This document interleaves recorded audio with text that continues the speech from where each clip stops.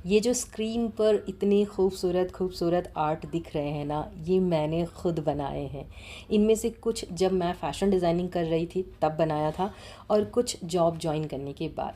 कुछ इनमें से मैंने खुद अपने हाथों से बनाया है, कुछ प्रिंट आउट्स हैं क्योंकि मैंने कैड किया हुआ है, तो कोरल एंड फ़ोटोशॉप से डिज़ाइंस मैं बनाती थी। और इनको मैं पूरी तरह से भूल गई थी क्योंकि मैंने बाकी की सारी चीज़ें डोनेट कर दी थी, तो मुझे लगा उनके साथ मैंने इनको भी कर दिया। बट इनको मैंने बेड में रखा था ताकि ये ख़राब ना हो। और अभी कुछ दिन पहले जब मैंने किसी काम के लिए बेड खोला तो देखा ये चीज़, और जस्ट मैं देखती रह गई। मुझे लगा कि आप लोगों के साथ शेयर करूँ। सोचो मैं कितनी क्रिएटिव थी। अभी मुझे बिलीव नहीं हो रहा है कि मैंने ही खुद बनाया था। अभी मुझे इसमें से छोटा सा फ्लावर भी बनाना पड़ेगा तो मैं नहीं बना पाऊँगी। सोचो कैसा हो जाता है दिमाग जब आपकी लाइफ में 100 और चीज़ें आ जाती हैं, 100 और प्रॉब्लम आ जाती हैं। आपका दिमाग कैसे काम करता है, और जब आप एक जगह पे फोकस करते हो तब आपका दिमाग कैसे काम करता है। फ़िलहाल मैं इनको भी डोनेट कर दूँगी। मैंने सोचा डोनेट करने से पहले थोड़ा सा शेयर कर दूँ। सिया और केतन वाले केस पर भी कुछ बोलो दीदी, क्योंकि जब लड़के कुछ करते हैं तब तो आप लोग तुरंत वीडियो बना देते हो, पर जब लड़कियां कुछ करती हैं तब आप लोग चुप हो जाते हो। क्या बोलूँ मैं, क्या सुनना है आप लोगों को, कितनी बार मैं बोलूँ। मतलब मुझे भी लगता है कि एक ही चीज़ को मैं कितनी बार बोलूँ, क्योंकि तुम लोगों के तो समझ में आना नहीं है। तुम लोगों को वही समझना है जो तुम लोग समझना चाहते हो, जो तुम लोगों ने अपने दिमाग में बिठा के रखा है। तो क्या फ़ायदा बोलने का ना, क्योंकि मैं जो बोलती हूँ वो मैं उस चीज़ पे नहीं बोलती जो चीज़ हुई है, मैं उस चीज़ पे बोलती हूँ जो चीज़ हुई है उसके पीछे का कारण क्या है। जब मैं उसके पीछे के कारण के बारे में बात करूँ, वहाँ पे फिर तुम लोगों की कमियां नज़र आएंगी और तुम लोग अपनी कमियों को एक्सेप्ट करोगे नहीं, तो क्या ही फ़ायदा। पहली बात मैं बता दूं, देखो क्राइम का कोई जेंडर नहीं होता है। कोई चाहे लड़की करे चाहे कोई लड़का करे, सेम सज़ा होनी चाहिए। मैं कहती हूँ उसको कड़ी से कड़ी सज़ा होनी चाहिए। लेकिन एक बार सोच के देखो ऐसा हुआ क्यों, या ऐसा क्यों करती हैं लड़कियां, या लड़के ही क्यों करते हैं। मतलब सिया का केस ले लो, और भी जो सारे केसेस हुए हैं, ये लोग क्या कहीं जंगल से आए हैं, या धरती फाड़ के निकले हैं, या आसमान से टपके हैं, या उगे हैं कहीं से। इनकी भी फैमिली रही होगी, इनके भी पेरेंट्स हैं, इनके भी भाई बहन हैं, इनकी भी दोस्त हैं, इनका भी एक समाज है, उसी में रहते थे ये। आज इन्होंने एक क्राइम कर दिया तो ये क्रिमिनल हो गए, बट रह तो उसी में रहते ना। ये भी पैदा हुए थे बच्चे की तरह, इनका भी पालन पोषण हुआ था, इनको भी एजुकेशन मिली थी, इनको भी स्कूल गए थे इन लोग। और इस वाले केस में, सिया वाले केस में तो काफ़ी अच्छा बैकग्राउंड था। ऐसा नहीं कि मतलब वैसे तबके से आते थे। इन लोगों के पास तो बहुत पैसे थे। इन लोगों का वेडिंग का प्लान कितना बड़ा था कि कितनी बड़ी वेडिंग होगी, कितना उसका खर्चा बताया गया होगा। अगर आप लोगों ने न्यूज़ फॉलो की होगी, देखा ही होगा। तो अच्छे से अच्छे स्कूल में इनको भेजा गया होगा, अच्छे से अच्छे इनकी परवरिश हुई होगी, सब कुछ अच्छे से हुआ होगा। तो फिर कमी कहाँ रह गई। रहे तो ये लोग हमारे बीच में ही ना।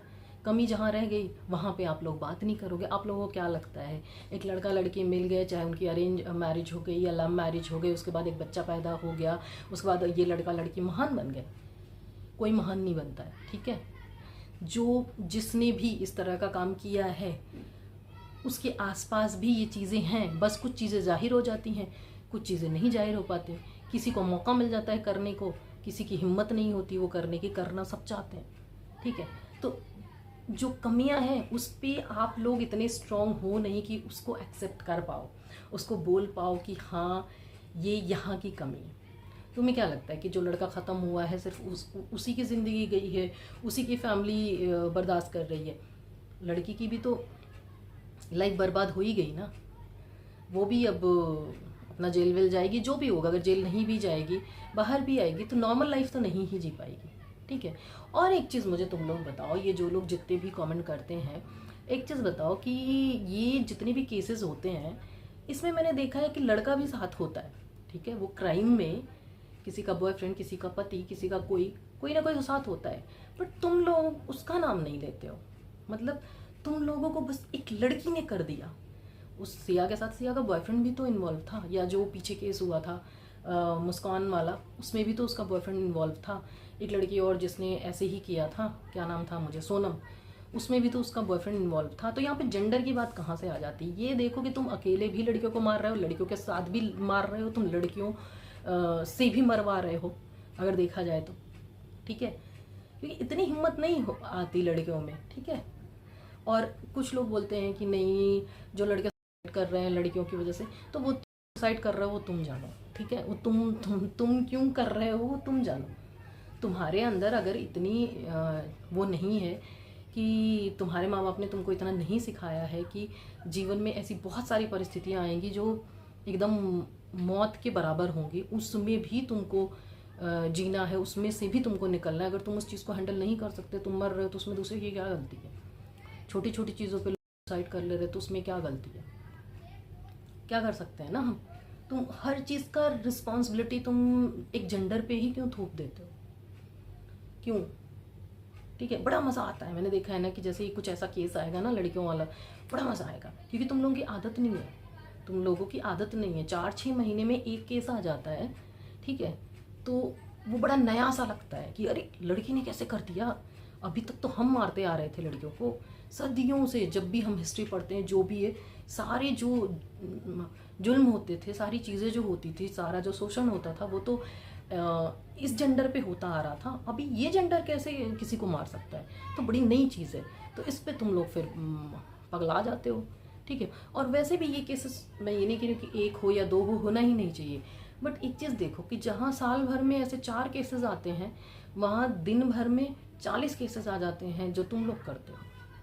अभी एक बिहार का केस था, अभी जस्ट 1-2 दिन ही हुए होंगे। 15 साल की शादी थी, 4 बच्चे थे उसके खुद के, ठीक है, और उसको सिर्फ शक था अपनी बीवी के ऊपर कि उसका अफेयर देवर से चल रहा है। उसने उसका सिर पूरा छीला है, पूरा उसके ऊपर ब्लैक कुछ लगाया है, बच्चों से भी पिटवाया है, खुद भी पीटा है, और अपना मतलब मैं क्या बोलूँ, गंद भी उसको पिलाया है और खिलाया है। ऐसे केसेस बहुत सारे आ जाते हैं, तुम उस पर तुमको ध्यान नहीं देना है, मैं बता तो रही हूँ। लेकिन ये इस तरह का एक केस आ जाता है तो तुम लोगों को लगता है कि ये कैसे हो गया, ये कैसे हो सकता है।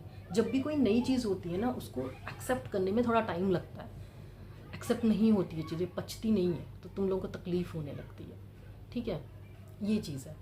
बाकी मैं यहाँ पे भी बोलूँगी, गलती सिर्फ और सिर्फ उसी की नहीं है, गलती जिसकी है वो लोग छाती पीट के अभी रो रहे हैं, ठीक है, कि हाय मेरा बच्चा चला गया, या हाय मेरी बच्ची को ऐसे सजा दो, वैसे सजा दो, ठीक है। मैंने बोला ना कि उनको भी अच्छे स्कूल में एजुकेशन मिली होगी, एजुकेशन में कहाँ कमी रह गई, परवरिश में कहाँ कमी रह गई। तुमको लगता है, जैसे मैंने बोला ना कि शादी हो गई, बच्चा हो गया, हम हमारी ड्यूटी ख़त्म हो गई, बढ़िया बढ़िया मॉल से कपड़े ला के बच्चों को पहना दो, पिज़्ज़ा एंड बर्गर खिला दो उनको, किसी बढ़िया से कॉन्वेंट स्कूल में डाल दो उनको, और यही है परवरिश, इसी को परवरिश बोलते हैं। फिर जब इतनी अच्छी तुम परवरिश करते हो तो फिर ये बच्चे निकलते कहाँ से हैं, मुझे नहीं समझ में आता। जब इतना, अब फिर बोलते हैं कि कोई माँ बाप नहीं चाहता कि उसका बच्चा ऐसा करे, बिना चाहे तुम लोग इतना कर देते हो। सोचो, सारी की सारी गलती होती है परवरिश में। और अगर तुम्हारे अंदर नहीं कैपेबिलिटी है एक सही इंसान को इंसान बनाने की, मत करो पैदा। मैं हमेशा बोलती हूँ, मत करो पैदा। मतलब अभी जस्ट ये केस आने के बाद भी मेरे नोन में, अभी कल का ये केस है जिसमें 1 महीने हुए हैं शादी को, जिसमें लड़की के हस्बैंड ने कर लिया, ठीक है। मैं बार बार वो चीज़ बोलूँगी तो वीडियो में प्रॉब्लम आ सकती है, ठीक है। अब यहाँ पे हो रहा है कि क्या कर दिया लड़की ने, क्या कर दिया लड़की की उम्र महज 20-21 साल है। आई थिंक ये जो अभी केस हुआ है इसमें भी 20-22 साल ही थी। 20-22 साल में कितना लड़के में और कितना लड़की में दिमाग आ जाता है कि तुम उनकी शादी करने के लिए निकल पड़ते हो। तुम भेड़ बकरियों की तरह बच्चे पैदा करते हो, फिर उसके बाद इधर उधर करके तुम किसी तरह से वो अपने आप बड़े ही हो जाते हैं। उसके बाद जाके उनके दिमाग में ऐसी चीज़ आती है, तुम इतना उनको ऐसा नहीं बना सकते कि उनके अंदर सोचो। एक चीज़ आप खुद सोचो, कोई भी बच्चा हो, चाहे लड़की हो चाहे लड़का हो, मैं हमेशा बोलती हूँ जेंडर नहीं होता है किसी भी क्राइम का, कोई जेंडर नहीं होता है। कि उसको मारना किसी को या मरना आसान लगता है बजाय कि अपनी फैमिली को सच बोलने से। सोचो कि कैसा उसका पूरा वो रहा होगा। मैं यहाँ पे किसी को जस्टिफाई नहीं कर रही हूँ, मैं बता रही हूँ। अब खुद सोचो कि मेरे को कुछ चीज़ अपने मम्मी पापा से शेयर करनी है कि मुझे इससे शादी नहीं करनी है, मुझे ये कम आसान लग रहा है इससे ज़्यादा कि मैं किसी को धक्का दे दूँ और फिर पूरी लाइफ मेरी भी बर्बाद। हालांकि उसने सोचा होगा मैं तो निकल जाऊँगी, बट ऐसे निकलना आसान नहीं होता है। सोचो तुम कैसी परवरिश दे रहे हो और फिर तुम सारा इल्ज़ाम बच्चों पे लगा देते हो, तुम सारा इल्ज़ाम उस पे लगा देते हो। मैं फिर बोलूँगी कि ये आसमान से, ज़मीन से या जंगल से नहीं आते हैं, ये इनको तुम ही पैदा करते हो, ठीक है।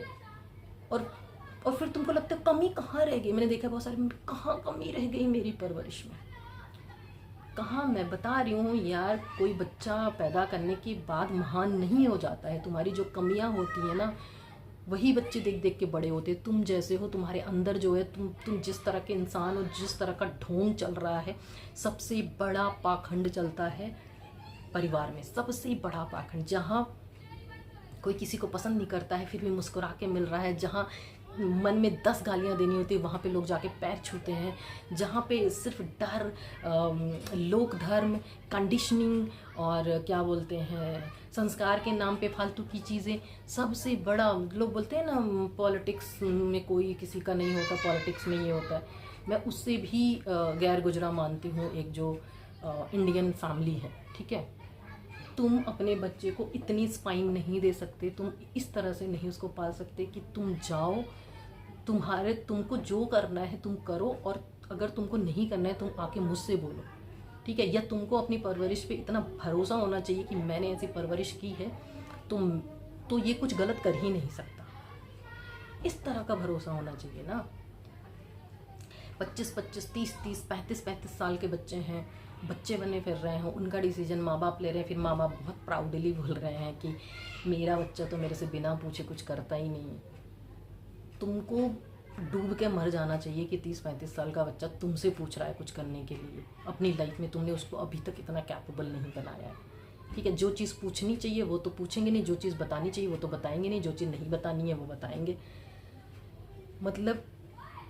और फिर तुम लोग बोलते हो मेरी बातें तुम लोगों के समझ में नहीं आएंगी, बहुत बुरी लगेंगी, बहुत गंदी लगेंगी, इसलिए मैं जल्दी नहीं बोलना चाहती, ठीक है। मैं कहती हूँ कॉज पे ध्यान दो, ठीक है। अगर तुमको पता है मैं नहीं कर सकती, मैं नहीं एक बढ़िया इंसान पैदा कर सकती, मत करो, सिर्फ सोसाइटी को दिखाने के लिए, ठीक है। यार मैंने देखा है ना, ऐसी देखा, क्या मैं क्या बोलूँ, मैं नहीं बोल सकती खुल के। मैंने ऐसी औरतें देखी ना जिनको कुछ तरीका नहीं है, ना बैठने का, ना उठने का, ना बोलने का, ना चालने का, ना ज्ञान का, ना कुछ भी नहीं पता है। उनकी भी 4-4 बच्चे हैं और फिर वो प्राउडली बोलती हैं मेरे तो 2 बेटे हैं, शेर हैं। ऐसे ही बच्चे बड़े होके ये सब करते हैं। यही सब, ये जो होता है ना, ये जो सोसाइटी में होता है, यही सब करते हैं, ठीक है। बच्चे प्रोजेक्ट होते हैं, प्रोजेक्ट, जिनके लिए दिन रात लगना पड़ता है। ऐसे नहीं होता है कि तुम बस पैदा कर दो, और लगने में भी क्या करना होता है ये भी तुमको नहीं पता है।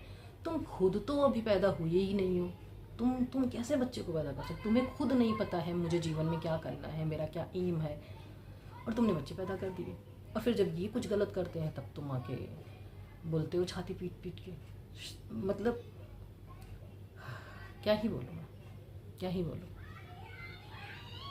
और फिर तुम लोग बोलोगे दीदी आप कुछ बोल क्यों नहीं रही हैं। नहीं समझ में आएगी, दुख होता है यार, किसी की ज़िंदगी चली गई, और कोई इतना यंग होके ज़िंदा रह के भी सोचो कुछ नहीं कर सकती अब अपने लाइफ में।